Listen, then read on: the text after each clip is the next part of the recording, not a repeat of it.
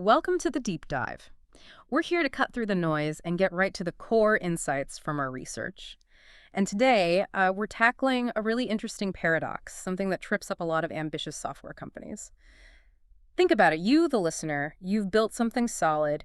You found that sweet spot, your product market fit with a really focused group, your ideal customer profile. You've got traction, revenues climbing.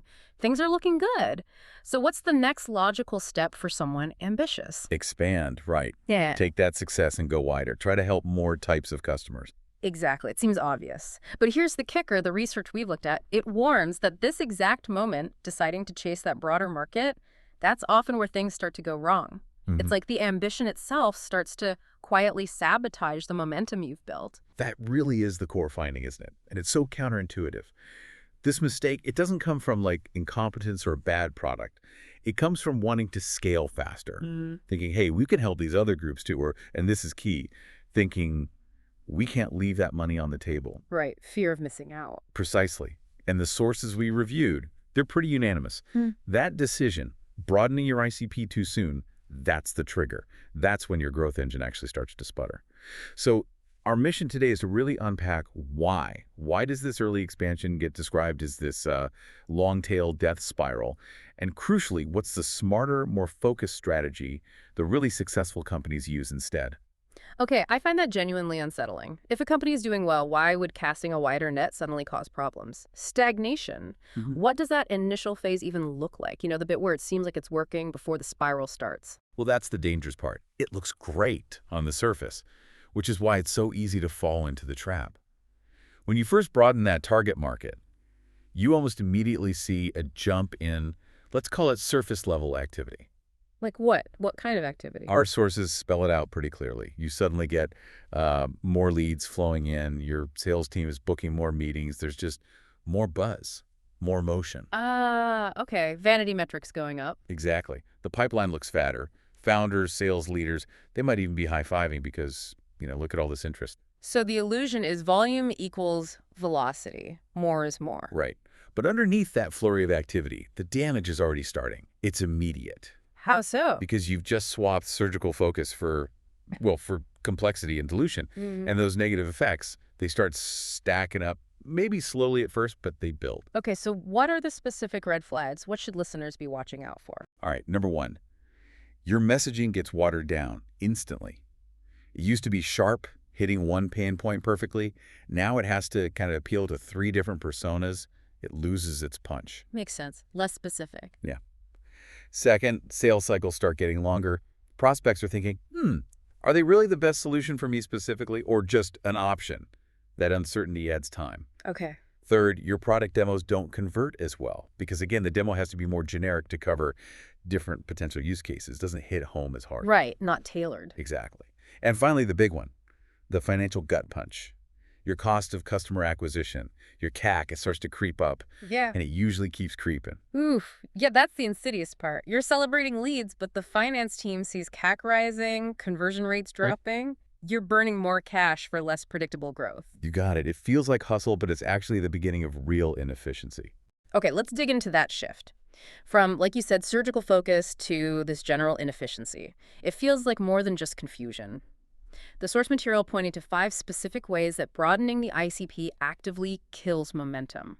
Let's break those down. Understanding these mechanisms feels key to avoiding the whole mess. Absolutely. This is where the engine really starts to break down. These 5 points show how a company shifts from being laser-focused on solving one problem well to just being, a viable option for everyone. Which sounds like no man's land competitively. It is. It's the competitive graveyard in SaaS. So mechanism number 1, solving too many problems. When you broaden that ICP, your core value proposition it kind of collapses. The message goes from, we nail this exact painful problem for you, to something vague like, we can help with lots of different things. That clarity just evaporates. Completely. And that visceral clarity, that's what fuels rapid, repeatable growth. You lose that. Okay, I get the theory. But how does that dilution actually hurt the people on the ground, like the sales team? Which brings us to mechanism 2, sales team confusion. Right. Think about a sales rep. Tuesday, they're pitching to a head of marketing. Wednesday, it's a CFO. How can they possibly be experts in both conversations? They can't really tailor the pitch effectively, I guess. Exactly. The source material is really clear on this. A CFO cares about, say, risk and ROI speed. The marketing leader cares about lead quality and maybe CRM integration.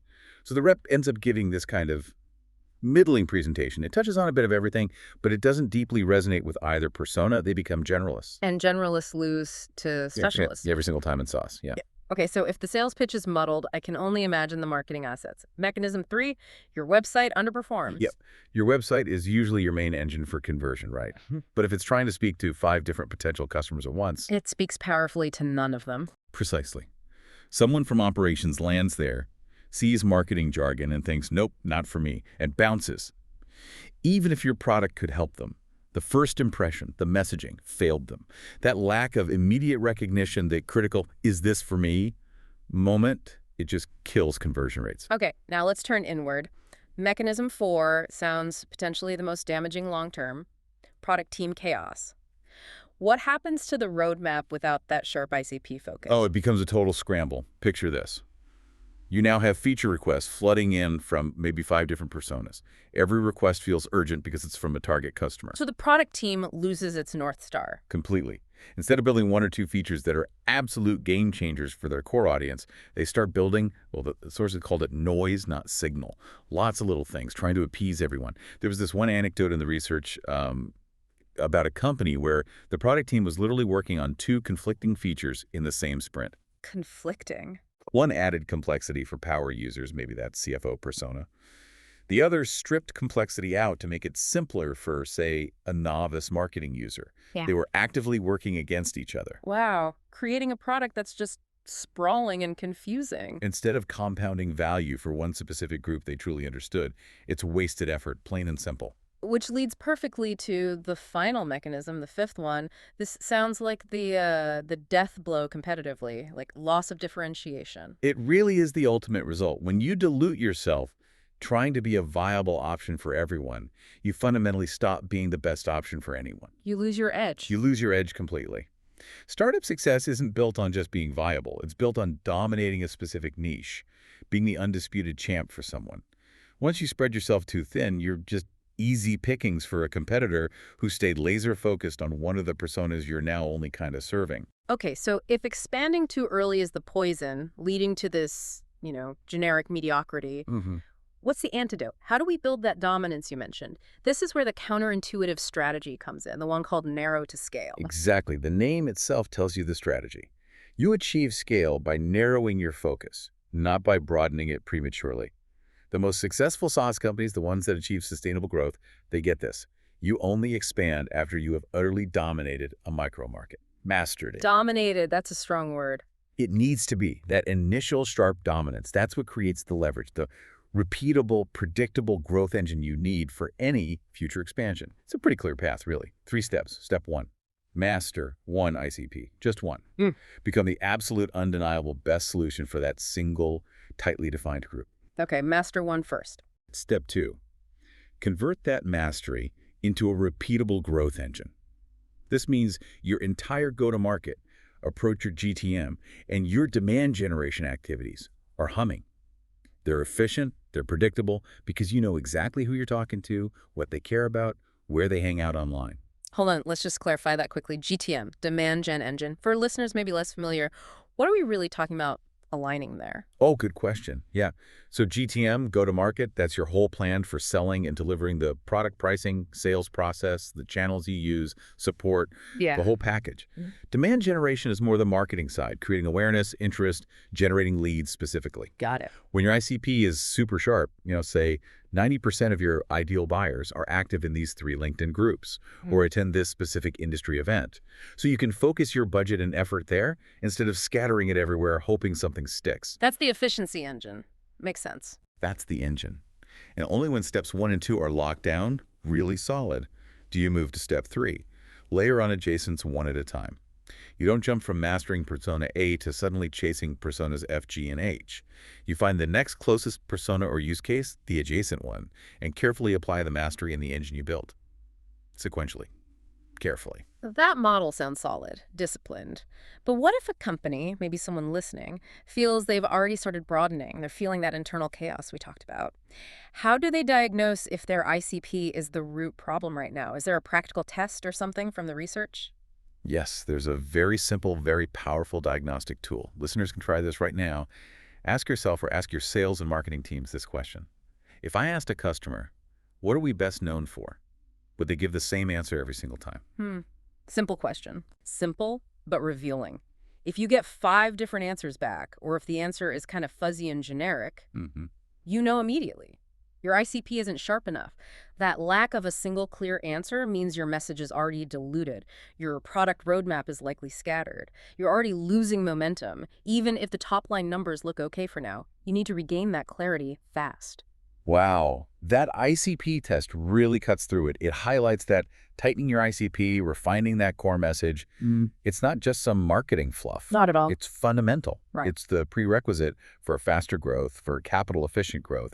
The sources basically concluded that this clarity, it isn't just nice to have. It's, quote, your most unfair advantage. Well said. It truly is. Okay, so let's wrap this deep dive up. The big danger we identified wasn't lack of ambition, quite the opposite. It was premature expansion fueled by ambition. And that leads straight down a path of diluted messaging, confused teams, scattered product efforts, and that financially damaging rising CAC, the long-tail death spiral. Exactly. And the solution, the antidote, is that discipline strategy. Narrow to scale. Dominate one micro-market first. Build that repeatable, efficient growth engine around it, and only then carefully, sequentially layer on adjacent audiences or use cases. We have to accept that, yes, narrowing your focus feels like shrinking your potential market initially. It feels counterintuitive. It does, but the sheer scale of damage caused by not having that focus proves why it's so essential. It's foundational for any kind of exponential, sustainable growth. You often have to shrink tactically to grow faster strategically. That brings up a really interesting final thought for you, the listener, to maybe chew on as you think about sharpening your own focus. We know the sharp ICP is crucial for everything sales, marketing, product. But think about internal friction, internal processes. What happens when you try to build or redesign something expensive and visible like a new company website before you've nailed that crystal clear ICP? Before you can pass that simple, what are we best known for, test? Could that underlying lack of focus, that fuzzy ICP, be the real reason why so many projects like that get bogged down? You know the feeling.